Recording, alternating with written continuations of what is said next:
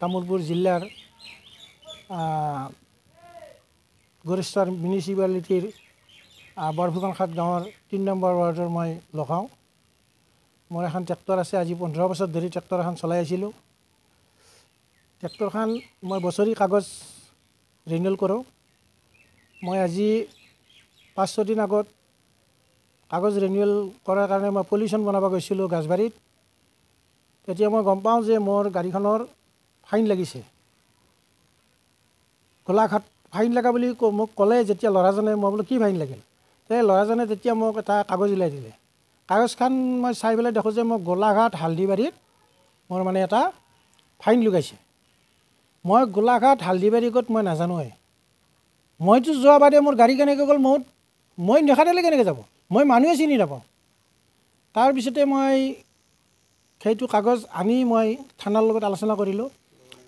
থানাৰ মানে second OC sir, আমাৰ এই যে দাস ছাৰ, আৰু তেখেতৰ লগত বহুত কথা পাতিলোঁ। তেখেতে অলপ সন্দেহ কৰিলে, হয়তো আপোনাৰ নম্বৰবিলাক কোনোবাই ব্যৱহাৰ কৰিছে, আৰু নতুবা আপোনাৰ কিবা মিষ্টেক হ'ল নম্বৰ লোৱাত, কিবা নম্বৰ প্ৰিণ্ট কৰাত গণ্ডগোল হ'ল। তেনেকৈ কৈ মোক ক'লে সন্ধিয়া আহিব, ছাৰৰ লগত কথা পাতিম।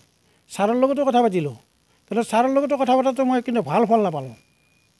ছাৰেও ভালদৰে মোক বুজাই দিব নোৱাৰিলে। মই তেতিয়া আহি মই ঘৰত মানে সেইদিনা টোপনি অলপ কমেই হ'ল।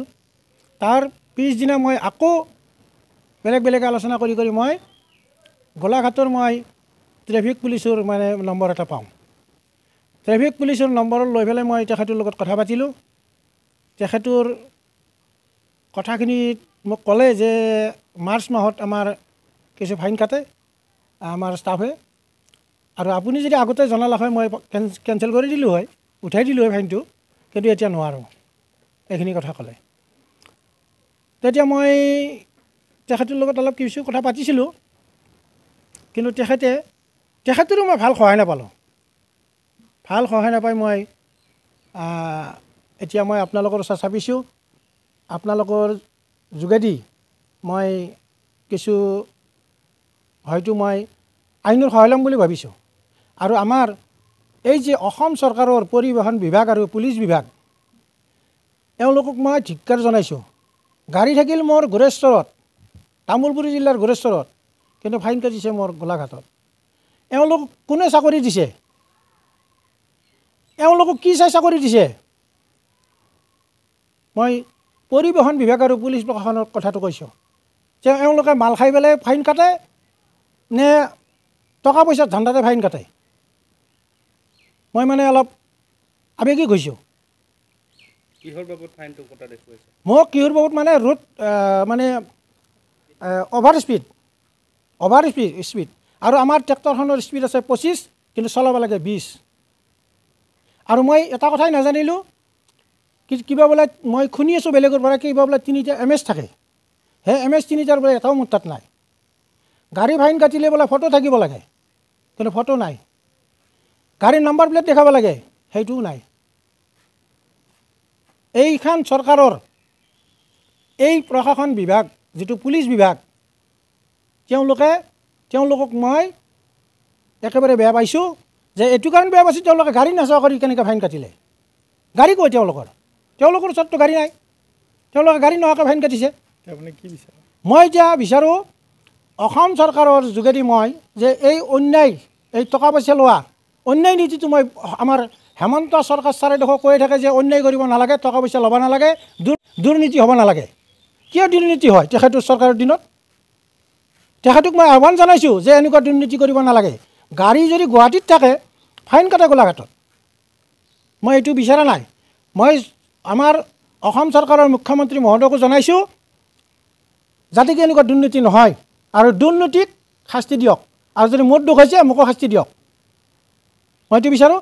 আৰু লগতে এই যে প্ৰশাসনৰ যিটো মানে মইমতালি, এই মইমতালি যদি এনেকুৱা হৈ থাকে, তেতিয়াহ'লে কিন্তু আমি ৰাইজো উত্তেজিত হৈ যাম।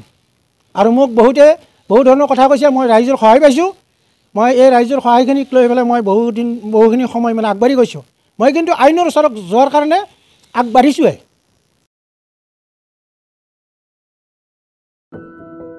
এনিভাৰত 24ৰ প্ৰথম প্ৰয়াস জুবিন গাৰ্গৰ গীতৰ প্ৰতিযোগিতা জুবিনৰ গানে কি আনে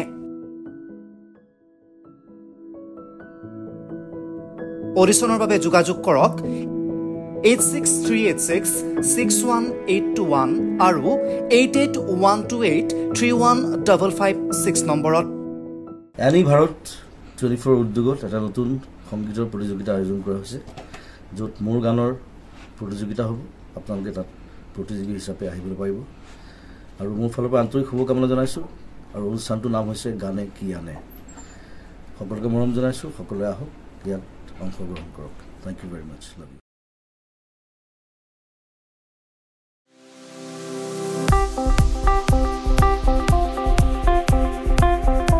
আপোনাৰ ঘৰখন আৰু অফিচ চালে চকুৰুৱাকৈ সজাওক আজি আহক সকলো ধৰণৰ অত্যাধুনিক ফাৰ্নিচাৰৰ বাবে সিটি ফাৰ্নিচাৰ 6 মাইল গুৱাহাটী আমাৰ ঠিকনা 6 মাইল পাঞ্জাবাৰী ৰোড পুৰবিতাৰীৰ সন্মুখত গুৱাহাটী আমাৰ যোগাযোগ নম্বৰ 9435013969